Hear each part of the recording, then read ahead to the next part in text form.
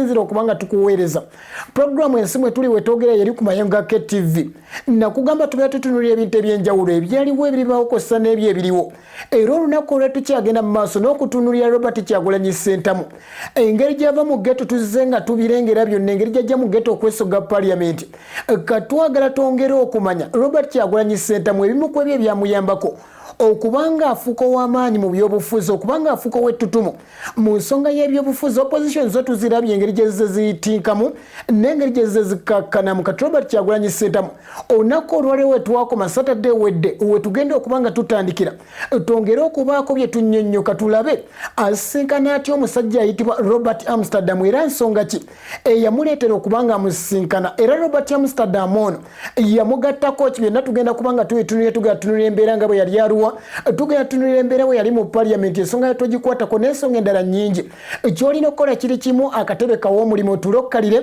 ogoberere ensonga zino nga bwe ngenda okubanga ate zikusunsulira amanya Professor Brian Kirangwa Nzaro yasanje mutukula district ya Kyota Saza lya Avudde okujjukiza akasanga tijenva okusobola okujja okutambula wamu naawe omukulu Bobi ku kamera yamaze dde okubanga aterera entende tubenga tukutusaako ensonga zino omukulu Nyazi live ye mutesitesa omukulu wa programu Ensi mwe tuli ogenda kuzikiriza awatali yadde okumala obudde olunaku olwaliro program tugenda kuba tugitandika bwe tuti terubadde lubi naye nga we nayogeddeko nti kiringa olunzijukiza olunaku lwe nasooka okugenda Makerere University nga nvudde waffe mu kyalo otuuka ebizimbe bitiisa babaka bonna basibye amataayi abalala balina embuto nnene abalala bubadde olaba ku TV bitiisaamu naye ngera bw'omanyi tiwabawo olunaku olusooka so ngenda studyinga ngenda manyira embeera namubanga ttono nange nja kubeera nga mwendi mu kiraasi.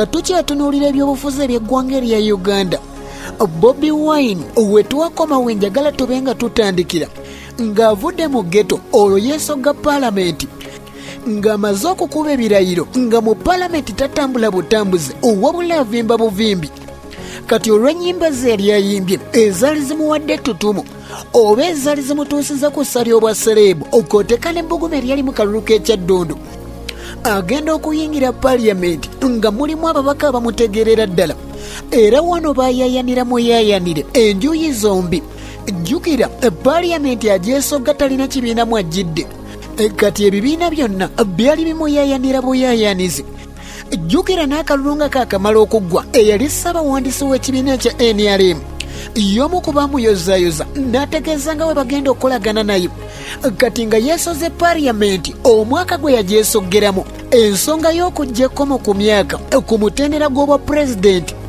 Honorable Rafael Magezi ebbago ke kaseera mwe yalireetera mu nteekateeka ey'okukola ennongoosereza mu ssemateeka w'eggwanga erya Uganda mu kaseera ke yali alambika nti omukulembeze oba omuntu okubeera omukulembeze w'eggwanga talina kubanga asuka emyaka 75 ate era mu kaseera ke kamu talina kubanga kawansi w'emyaka 35 ng'okubeera omukulembeze w'eggwanga okusinziira kawaayirako mu biseera ebyo atiko eyali eya 12 ensonga zireetebwa mu parliament okubanga atiko eyeekolebwamu ennongoosereza ng'abakulu balambika nti waliwo abaali basibibwa emabega ng'ate balina obusobozi obusobola okubanga bukulembera eggwanga mu kaseera ako mwami Yoweri Kaguta Museveni akalulu k'omwaka gwa 2021 akaali ak'okuddirira yali tajja kubanga akeetabamu okubanga ssemateeka yali amusibidde emabega olwo abakulu kwe kuleeta ebbago lino ku fulo ya parliament n'enkulabira ababaka ab'opposition nga bagamba nti owali kukyusa mu constitution ssemateeka talina kubanga akwatwako olwo abamu ku babaka mu kibiina ekya NRM mwalimu abawagira ennongoosereza zibe nga zikolebwa mu kawaayiro kano olabala ne bakomba kwelima ne bagamba kegwake kegutonye bino tetugenda kubanga tubikkiriza nga mubamu kwabo mwe mwali Robert Kyagulanyi Ssentamu eyali yakayingira parliament olwo ensonga yattagikwatako ejja ku mmeeza ekwata wansi n'ewaggulu abaali tebakkiriziganya nabbago lino kubanga liyisibwa baasalawo okwesiba obuwero ku mutwe obwambalo obumyufu bwavaayo ekosa n'obukoofiira obumyufu nga bakaawo balemeddeko nga we batagenda kukkiriza kino okubanga kikolebwa. Paaliyamenti yalabanga guli gutyo mu kaseerako ng'ekubirizibwa sipiika eyali omukyala Rebecca Alitwala Kadaga. Kati paalamenti erabanga guli gutyo ng'ensonga eyaleetebwa mubaka wa Igara West mu biseera bya Rafael Magezi ng'ekutte wansi n'ewaggulu obuwumbi buwera ddala 13 obw'ensimbi eza Uganda bwayisibwa nga buno tebwali bwakola kirala kyonna wabula bwali bwakuweebwa ababaka aba paaliyamenti babe nga baddayo mu constituencies zaabwe oba mu bitundu bye bakiikirira beebuuze ku bannayuganda oba ssemateeka bamukolemu ennongoosereza akawaayiro kane aka 12 akaali kafuuse ensonga olwo ababaka ne baweebwa ensimbi okugenda okwebuuza ku bantu embeera yawaliriza sipiika okuyimiriza paaliyamenti okumalira ddala wiikisi ezaali 2 nga bataddewo ennaku 15 okuviira ddala mu mwezi gwa October ng'ennaku z'omwezi 25 okutuukira ddala mu November ng'ennaku z'omwezi 28 omwaka ogwa 2017 bwe budde obwali buweereddwa ababaka okuddayo mu constituencies zaabwe nga n'abamu ku bo tebaatuukayo. Wano Kyagulanyi Ssentamu omu ku bali ababaka mu paaliyamenti atandika okugenda mu maaso n'okubonyesa enjiri eyali ey'okuwakanya kino era enkola ezimu ku ezo ze yayitamu okwe kufulumya oluyimba luno oluyimba olwali olw'ebyobufuzi mwe yali ategeereza nga we bali mu kulwanirira eddembe oba ky'oyinza okuyita fighting for freedom. Buno obwali bulaga obutali bumativu bwe ne gavumenti eri mu buyinza mwe yategeereza nti ensonga ya constitution oba ssemateeka bagundi temumukwatako kubanga bannayuganda bye bimu ku ebyo bye basigazzaamu essuubi. Mu luyimba olwo n'agenda mu maaso n'okukoowola ebitundu eby'enjawulo nga bakoowola okubanga basitukira wamu okulaba nga balwanyisa enteekateeka zino ezaali zigenda okukolebwa. Ono yali ayingidde mu paaliyamenti ng'alaga nga bw'atalina ludda olwo n'ekibiina ekiri mu buyinza nga kyeteeseteese okukolagana naye. Obubaka obwali mu luyimba bwali bwongera okwoleka nga bw'atali mu mativu n'obukulembeze obwaliko okuviira ddala ku pulezidenti Yoweri Kaguta Museveni. Olwo n'agenda mu maaso n'okubonyesa enjiri n'afulumya obutambi obw'enjawulo ng'agenda mu maaso n'okutegeeza abantu nti ababaka we bajjayo gye muli mubalage nti temuli bamativu n'ensonga y'okukyusa mu ssemateeka oba ensonga y'okukyusa mu kawaayiro kano. Era mubaka bwe yafulumya n'agenda mu maaso n'okulabula ababaka ba paaliyamenti n'abagamba nti byonna mu bikole naye bwe kituuka ku nsonga ya ssemateeka akawaayiro kano temukkiriza kubanga kakolebwamu ennongoosereza. Olwo bo kwe kuvaayo okutegeeza nga we bagenda okukozesa amaanyi g'abantu paper power. Awo n'ensibuko yayo etandika. Kyagulanyi Ssentamu y'omu ku babaka abatalaga ebitundu nga beebuuza ku bantu oba constitution bagikwateko oba tebagikwatako.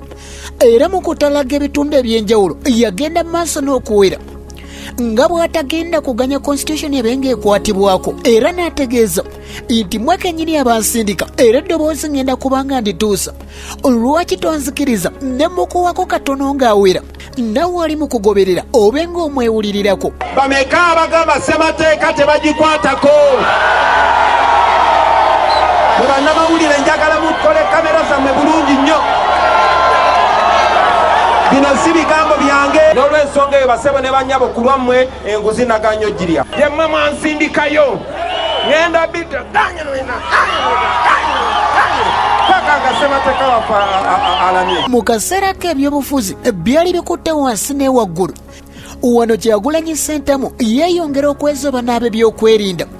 Mu kaseera ako yafulumamu eggwanga n'ayolekera mu Amerika wabula agenda okugenda mu Amerika ng'olwo atadde obubaka obwali bulagira abantu nti bakwate amasimu we baba bagalina bakubire ababaka baabwe babagambe nti mugeza ne mukwata ku constitution ng'obubaka buno obwali obw'eddoboozi bwalimu ebigambo bingi ebitaali biwoomu eri gavumenti kw'ossa n'omukulembeze. Kati atuuka akaseera ng'akomyewo mu ggwanga erya Uganda ab'ebyokwerinda baali bamulinze dda.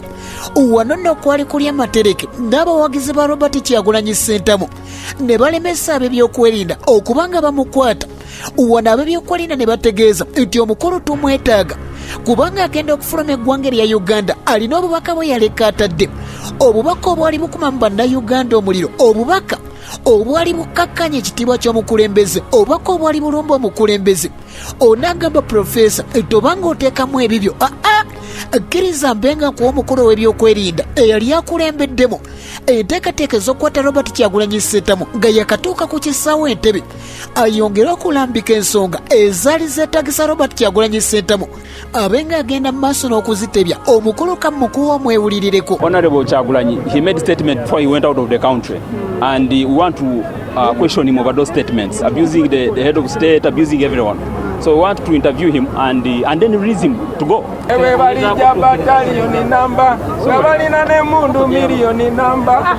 Togikwatako constitution. Omukulu muwulidde nga nnyonnyola ensonga ze bali bamwetaaza abenga nnyonnyola. Wano ng'amaze okuyita ku b'ebyokwerinda yagenda atambulira waggulu ku mmotoka ng'ayimba obubaka obwali bukolokota gavumenti eri mu buyinza. Yagenda maaso n'okuwera ensonga z'enkyukakyuka nga bwazisimbyeko ekkuuli ng'obubaka bwokka bwayogera bulumba entebe eri ennene. Kwegamba okwezooba n'ab'ebyokwerinda nako nga bwe kugenda mu maaso, akaseera katuuka ng'akadde ke bali babawadde okubanga bagenda mu maaso n'okwebuuza ku bantu kaweddeyo balina okomawo mu paaliyamenti batuuse eddoboozi lya bannayuganda biki bye baali babaanukudde.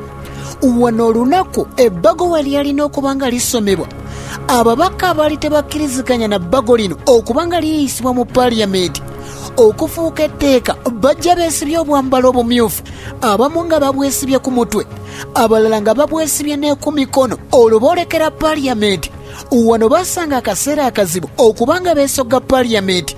Olwo ng'ab'ebyokwerinda bakuma ku paaliyamenti bagamba engeri gye mwambaddemu temukkirizibwa kubanga ate muyingira. Olwo nga bo we babuuza nti ennyambala gye twambadde etteeka ki lye tumenye. Okuwanyisiganya ebigambo ne kugenda mu maaso ng'olwo beesogga paalamenti ababaka n'abamu ne basalawo okwagala okukozesa amagezi okuyita ab'ebyokwerinda kulitalaba. Lwaki tonzikiriza neesooka mbakuwaako? Oyo gw'olaba yali omubaka Kyagulanyi Ssentamu n'omubaka Muhammad Nsereko. Olwo nga babuuza nti bbaana erina buzibu ki nga balina Robert Kyagulanyi Ssentamu. Lwaki sikuwa ku mbeera eno? Omanyi bannayuganda tutera okwerabira. Producer Nyansoko ndeetere ku bakulu ensonga engeri gye zatambulamu. Bannayuganda babe nga bazeerabirako n'agaabwe. Banner. Yeah, but what is wrong with the banner? This is his workplace. I'm not imitating him. I'm just telling him what should be done That here. What? This banner is not getting inside. But what's wrong with the banner? Honorable, please. What's wrong with the banner? What's wrong with the banner? It's not going beyond this point. What is wrong with the banner? Inside already? No, the issue is not if you have the... I'm not going with it. I don't have it.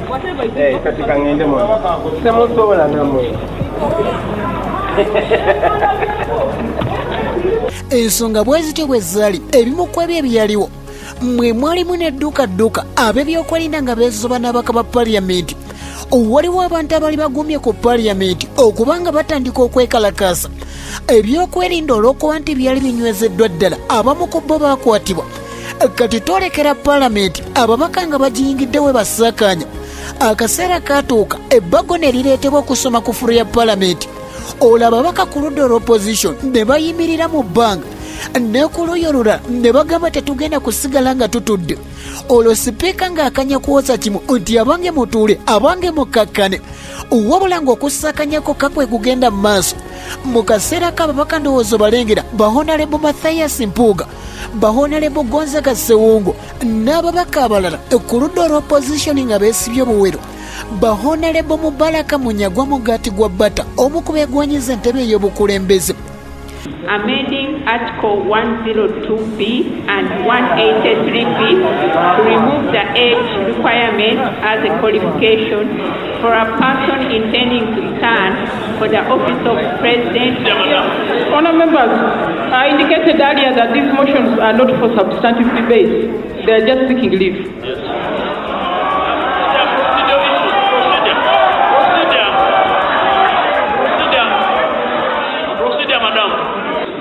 Can you take off your bandanas? The first, Madam Speaker, this is the greatest test in our lives as members of parliament.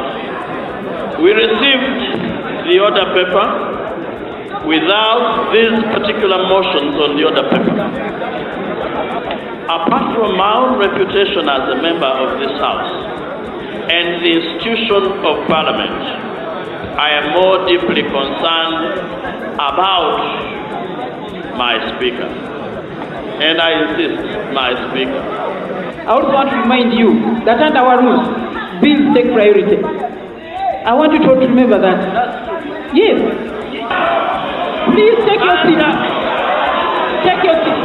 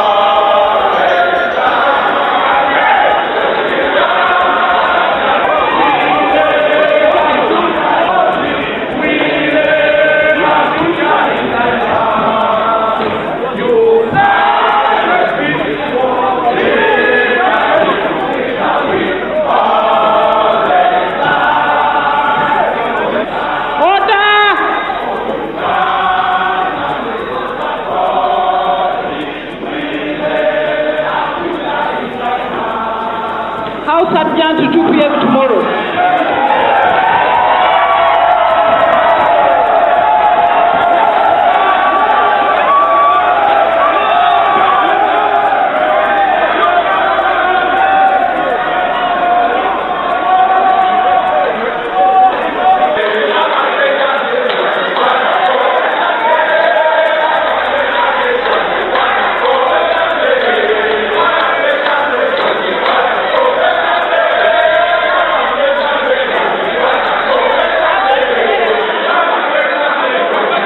Ebbago nga lisomeddwa eŋŋumi yatokotera mu paaliyamenti nakulengera ababaka we balinnya ku mmeeza emizindalo nga gifuuse emiggo ababaka ne batandika okwegajjambula ab'ebyokwerinda nga paaliyamenti bagyesoze dda okulaba nga bagugumbula oba nga bataakiriza embeera eno obutebe ne butandika okukasukibwa buli omu ng'alaga kyalinawo.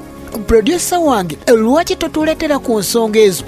Bannayuganda ne bejjukanya ensonga engeri gye zaatambulamu mu paaliyamenti abo boolaba babaka tolowooza nti bya firimu byenkuleetedde babaka aba paaliyamenti mu mwaka ogwa 2017 ng'ensonga yali yatogikwatako ekkomo ku myaka gy'omukulembeze nga gye gifuuse ensonga embeera bwetyo bwe yatambula era abamu ku babaka ne bakwatibwa so ku ludda olwa gavumenti oba ku ludda oluli mu buyinza ababaka bangi bavaayo ne bavumirira ab'opposition engeri gye baali beeyisizaamu nti yali ettattana ekitiibwa ekya paaliyamenti y'eggwanga erya Uganda era kkiriza mbe nga mbakuwaako. Producer Nyanzi esooka mpe ku bahonorable nga bagenda mu maaso n'okwemulugunya embeera nga bwe yali etambudde eyaleka abamu ku babaka ng'ate banyiga biwundu. So what they are doing is not sustainable. It's a matter of time. Yeah. I think Parliament is under attack of few organs. So we need now to think of what to do next. We no longer debate. So they are deliberately, they are preying on cameras of their funders. Civil society organizations are up in the gallery and international whatever who are funding them to destabilize the country. We have capacity to win any motion smoothly without even a fight. So to me, what has been demonstrated today is a clear act of indiscipline and abuse of parliament and abuse of the speaker and abuse of democracy and abuse of the state. In a democratic governance, that is the government in waiting. Can Ugandans entrust them with power? And if you entrust them with power, what can happen? Yes. First realize that Uganda is our motherland. We can't go anywhere. The national anthem by holding the constitution. That one I'm ready. This article 102B through parliament, the issue of suspension, have been suspended before. It's not a new thing. But we ask the speaker to be very cautious because she's a member of the NRM, we are opposition. That is not anywhere near my fear. If I am suspended for standing for the causes of the people of Soroti municipality, so be it. After all, they sent me to parliament to stand for their interests. You are seeing our struggle. It's a legitimate struggle. We shall not despair. I have seen Smewa Nsumuga trying to manipulate. He thinks he's still in the police here. He is no longer in the police, he's a member of parliament. We shall defend this constitution. There is no illegality we are committing here, and we shall fight the suspension, whether it is just an expulsion. I will keep here. I will not move away. Maybe they will kill me or they do anything, but I'm not ready to see poverty. I'm not ready to see bad roads. I'm not ready to see the health conditions when they are just getting wrong. We are not going to the bush. We are going to fight a battle inside our chambers, and we are going to win this battle by hook or crook. Olwo palamenti ngezzeemu okutuula, sipiika teyali musanyufu. Olwo ababaka ab'opposition engeri gye baali beeyisizzaamu era yasoma amannya ag'ababaka abali mu 25 ng'abo tabalanga kirala kyonna. Wabula yali abategeeza nga we bayimiriziddwamu mu paliyamenti oba nga we basuspendingiddwa olw'enneeyisa gye beeyisaamu, era amannya yagenda mu maaso n'okugasoma n'abalagira ababe nga baamuka paliyamenti. Kyokka ababaka basigala batudde bwe batyo ab'ebyokwerinda kwe kuyitibwa okubanga bayoola mu bana ababaka olwo engumi n'eddamu butono etokota ebikonde ne bijjibwayo. Producer Nyanzi batale y'embeera nga bwe yali bongere okubanga bannayuganda baginnyonnyuka.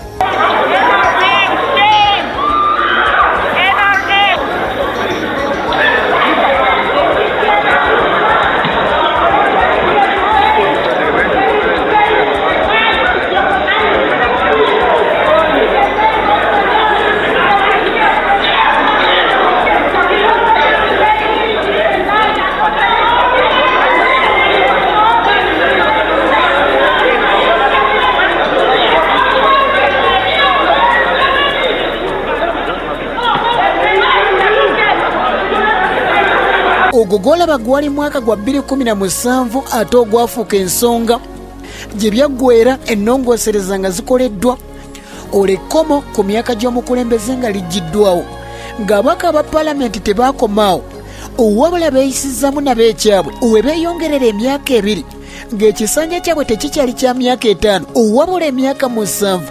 Wano abamu ku batali bamativu kwe kusalawo okuddukira mu mbuga z'amateeka omwali omukulu Male Mabirizi. Ekitongole kya Uganda Law Society kwotekka n'abamu ku babaka ba palamenti abali ku ludda oluvuganya gavumenti nga bawakanya etteeka lino eryali liyisiddwa basalawo okuddukira mu kkooti etaputa ssemateeka. Mounting violence with dozens killed on both sides. Let's get our game faces on and be ready to go.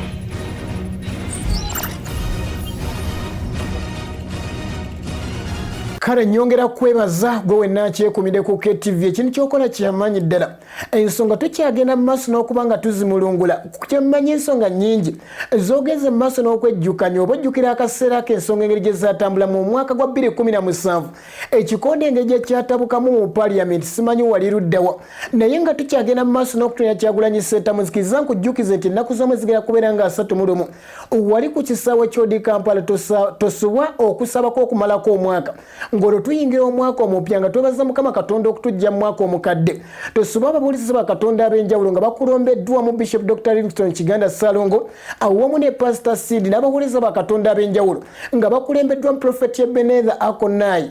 Kakati k'olwo olunaku bwa pulezidenti naffe tujja kubeera ekosesa n'abayimbi aba gospel ab'enjawulo kwegamba gwe wali mu kugobera ensi mwe tuli timu ensi mwe tuli mwenna mujje mu bungi tube nga ate twebaza Mukama Katonda okusobola okutuyisa mu mwaka omukadde olwo nga atuyingisa mu mwaka omupya. Ogenda kunzikiriza ngenda kubanga nfuna ku lwendo lw'amazzi wabula oluvannyuma lw'okufuna olwendo lw'amazzi wenkomye wennyini wengenda okubanga ntandikira vikulisayo mukumulamuko okuba Dr. Nnyo.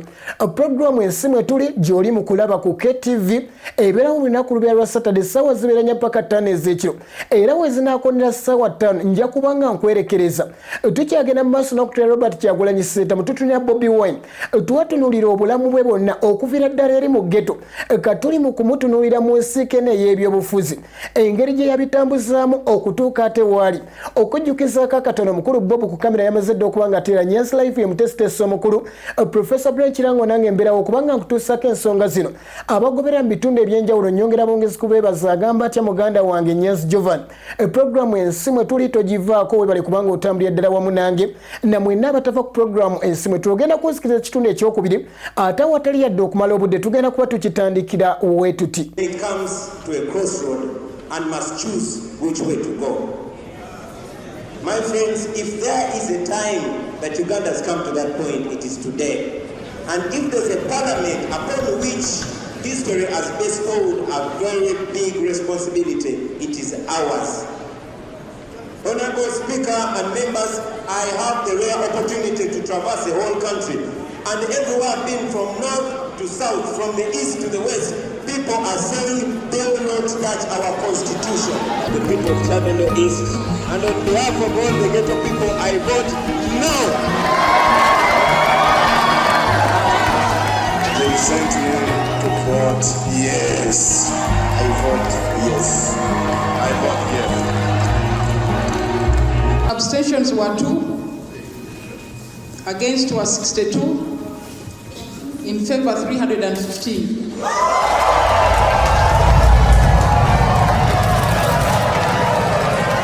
Now declare that the title has been settled and the bill passes.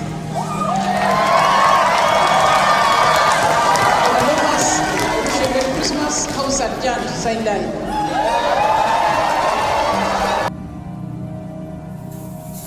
Today was terrible. I always knew that our politicians are greedy, but I did not know the level of greedy they could go to.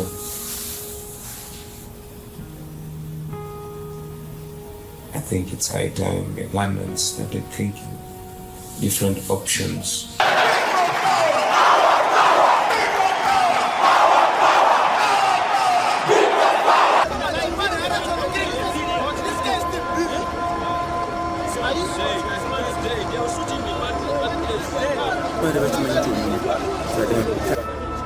Come to Continental, they shoot down one of our people, they shoot down our driver.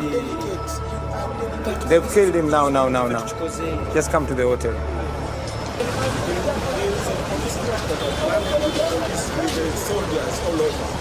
Eri hoteli bwe baba gisazeeko eri gye tubadde nandisabye tujjawo Bobi Wine wano hoteli bakisazeeko era buli gakuba gaddala ate lwaki nga nvaawo bakole ki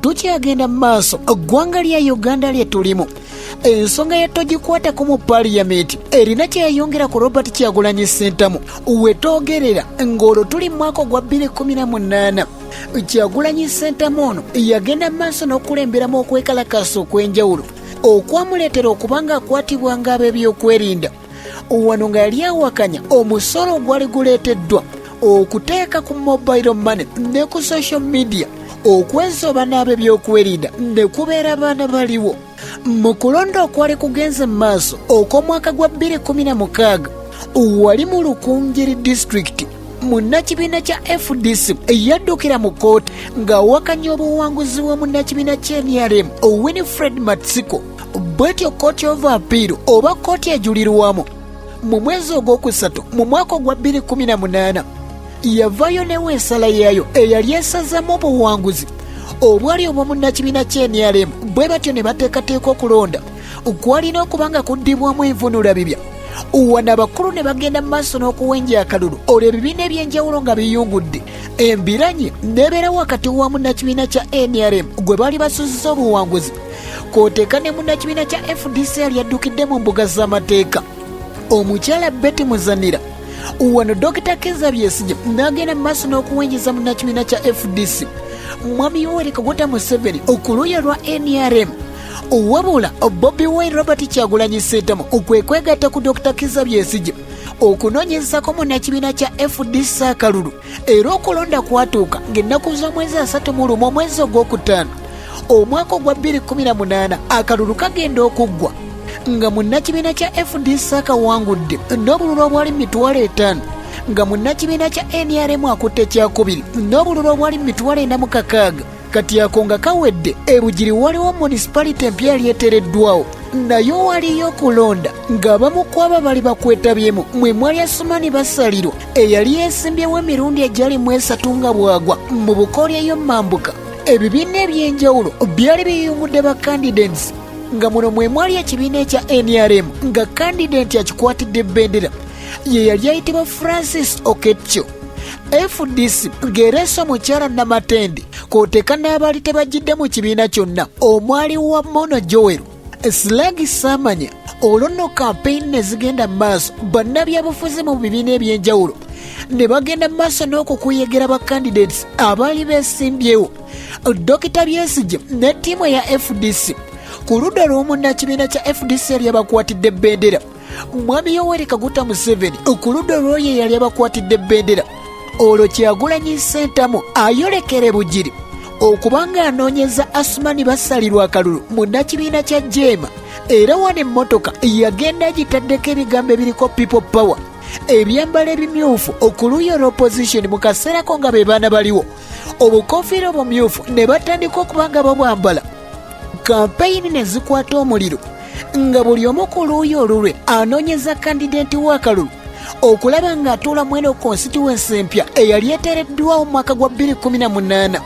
Kaseera kali kakweragaalyanyi kaseera kali kakweragaaniyaani okulonda ne kugenda mu maaso wabula akalulu kagenda okuggwa ng'akakiiko k'ebyokulonda katutegeeza ng'ennaku z'omwezi 27 omwezi ogwali ogw'omusanvu omwaka ogwa 2018 akakiiko kavaayo ne katutegeeza ebivudde mu kulonda nti Asumani Basalirwa yali amezze banne n'enkoona n'enywa era yali awangulidde ku bitundu 48 ku 100 n'obutundutundu obugwamu ng'omugatte akalulu ke yali afunye oba obululu bwe yali afunye kyentegeeza bwali mu 1928. Eyakwata ekyokubiri ye yali munnakibiina kya NRM mukulu John Francis ng'ono omugatte yafuna obululu 3267. Munnakibiina kya FDC n'afuna obululu 428. Abamu ku abo bali tebajjidde mu kibiina omu yafuna obululu 15 ate olwo omukulu omulala Slagi Samanya n'afuna obululu 8 bwokka. Bw'atyo Asumani Basalirwa kwe kwesoga paliyamenti naye nga Kyagulanyi yakola kyamaanyi nnyo mu kumukuyegerako ba mu kumunoonyeza akalulu. Ensonga ya people power eyolekera wali mu bugiri enjiri nga bagenda mu maaso n'okugitambuza okusinziira ku mukulembeze w'ekibiina kya National Unity Platform eyakulemberamu ekisinde kino ekya people power yategeeza nti batuula ne banne omwali ssaabawandiisi w'ekibiina David Louis Rubongoya, Benjamin Katana, Joel Ossenyonyi kwoteeka n'abakulu abalala omuli abo abali mu byobufuzi n'abalala baatayagala kwasanguza olw'ensonga y'ebyokwerinda. Kati bugiri ng'amaze okubanga akulemberamu okubanga bawangula akalulu walimu Arua waliwo ekifo ekyali ekikalu oluvannyuma lwa musajja mukulu eyali yakiikirira ekitundu ekyo omugenzi Ibrahimu Abiriga okubibwa amasasi n'ava mu bulamu bw'ensi mu mwezi ogwali ogw'omukaaga ennaku z'omwezi zaali 8 omwaka ogwa 2018. Ekifo ekyo ne kifuuka ekikalu ekitegeeza ekifo ekyo kyalina okujjuzibwa mu zi by-elections. Wano Robert Kyagulanyi Ssentamu n'addamu okweteekateeka buto okulaba ng'agenda Arua abeeko candidate gw'anoonyeza akalulu. Kano akatali kangu akalimu vaawo mpitewo nga Kyagulanyi Ssentamu gwe yali anoonyeza akalulu ye musajja mukulu Kasiyano Wadri. Kampeyini nga zigenda mu maaso enjuyi zombi nga zinoonyeza bakandidates baabwe akalulu omwali oluuyi olw'ekibiina ekya NRM. Akakiiko ak'ebyokulonda ekali kataddewo okuva edda ng'ennaku z'omwezi 23 omwezi ogw'omusanvu okutuukira ddanga ennaku z'omwezi 13 omwezi ogw'omunaana ke kadde akali kaweereddwa bakandidates okuba nga bawenja obululu. Bino byonna nabyo nga bigenda mu maaso nga n'ensonga ya togikwatako omusango gwe bali batutte mu kkooti etaputa ssemateeka gwali gugenda mu maaso okuviira ddala ku ntandikwa y'omwezi ogwokuna okutuusa eddala ng'ennaku z'omwezi 19 omwezi ogwo ogwokuna. Abalamuzi bali bagenda mu maaso n'okuwulira empaba y'abakulu gye bali batutteyo. Muno mwe mwali omulamuzi Lemi Kasule, omulamuzi Kenneth Kakulu, omulamuzi Elizabeth Musoke, omulamuzi Barishaki, ng'okwemulugunya okwali kutwaliddwayo ababaka aba paliamenti abaali abana, omwali Ssemujju Nganda n'ababaka abalala kosa ne Uganda Law Society nga bwe nakutegeezezza.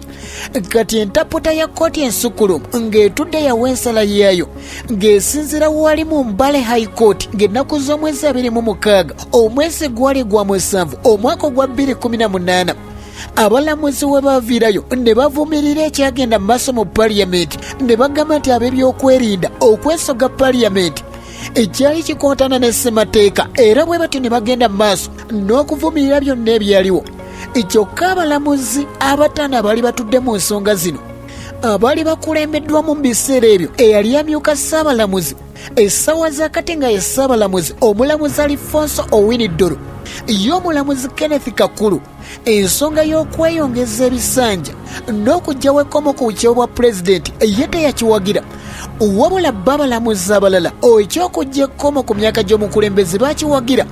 Kyokka ne bassa kimu okusazaamu ekyababaka ba paliamenti abaali beeyongeddemu emyaka 2 olaba tali bamativu n'ensala ya kkooti.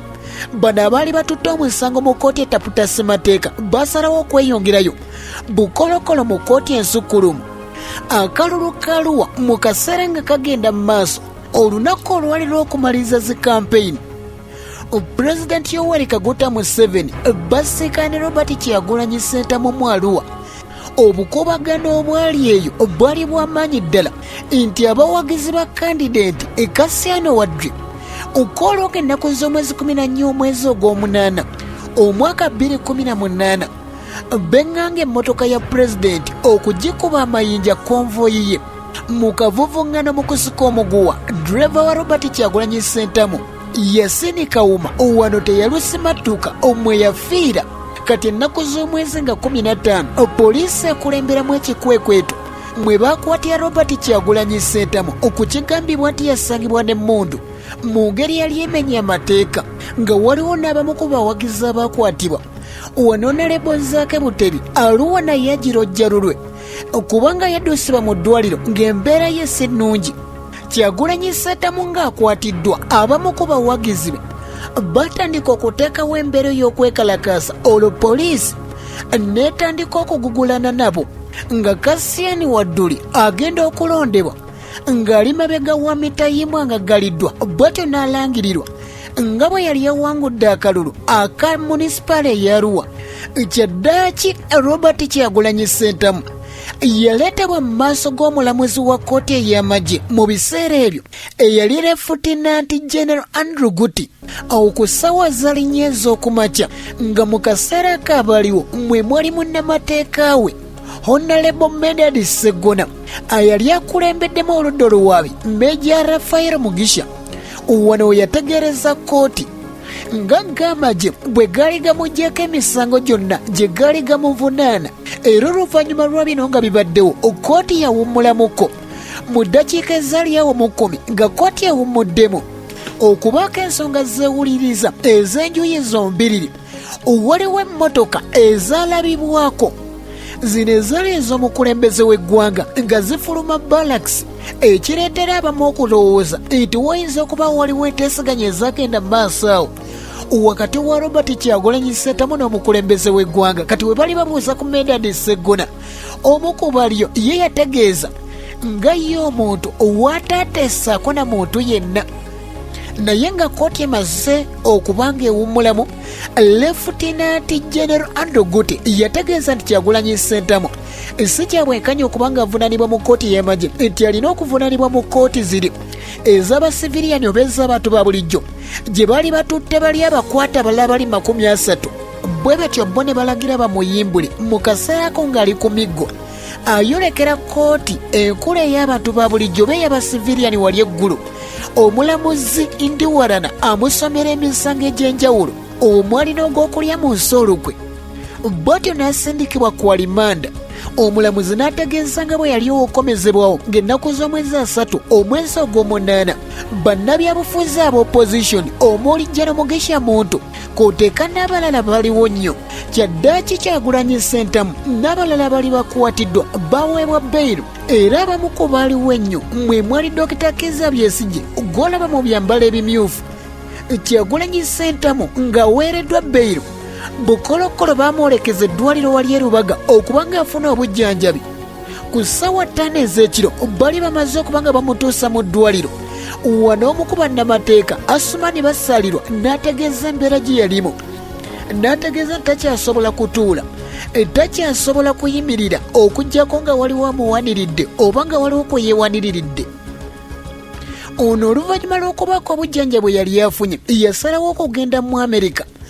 Okubaako obujjanjabi bwayongera okufuna kyokka ng'atuuseeyo yagenda mu maaso okugenda ku mikutu egy'enjawulo okwogera ebigambo ebitali biwoomu ebyali bikolokota gavumenti mwe yali asabira amawanga agawa Uganda obuyambi okulekeraawo.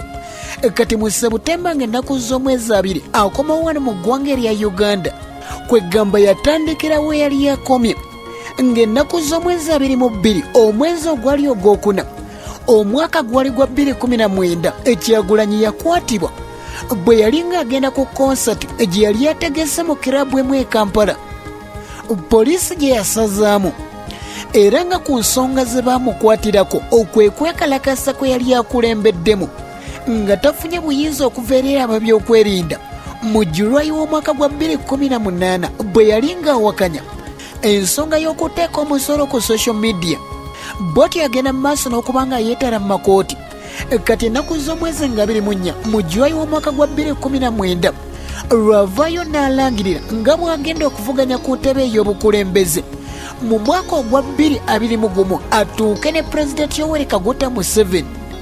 Mu kaseera ako Dr. Kizza Besigye y'omu ku baali batunuuliddwa okujja okuvuganya mu kalulu k'omwaka gwa 2021 ne bakandidates abalala bali beteeseteese.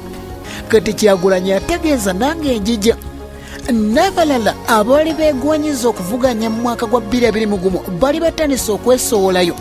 Wabula Kyagulanyi agenda okujja nga talina kibiina.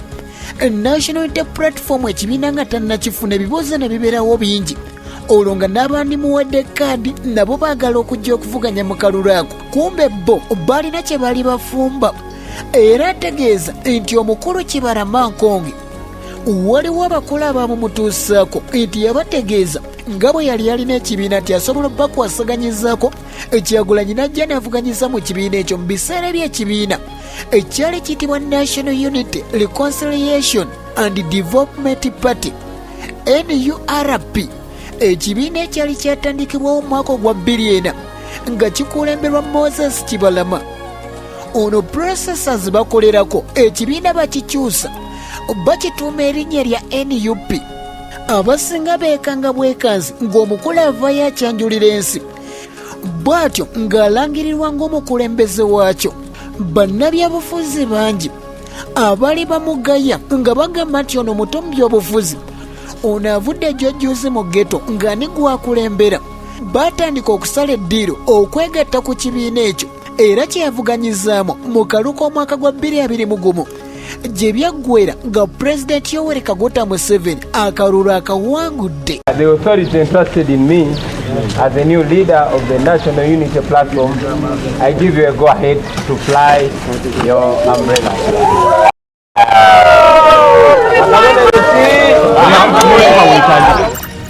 Mounting violence with dozens killed on both sides. Let's get our game faces on and be ready to go.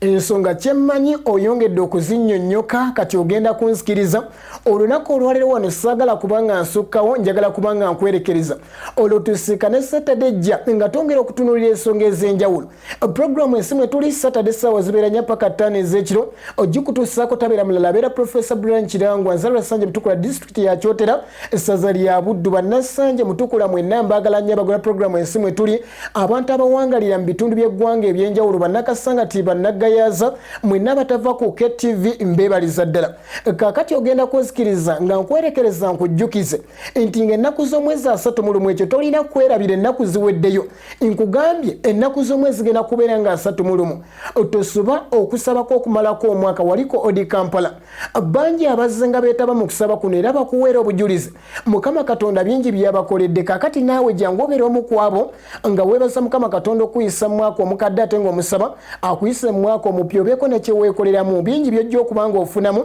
tosuba abaweesa bakatonda ab'enjawulo nga bakulembeddwa mu Bishop Dr. Rickson Kiganda Sangu ne Pastor Cindy wabula kujjukizako nako olw'enkya wano wennyini ku Christian Focus Center Mengo Kisanyi okusaba tokusubwa nga kukulembeddwa abaweesa bakatonda ab'enjawulo abasumba ba Christian Focus Center nakugamba eno bagiyita Solution Ground wano wojja Mukama Katonda n'abeera nga akwanukula ensala zo n'abeera nga aziddamu nzikiriza nkwagaliza ekiro ekirungi asigadde Professor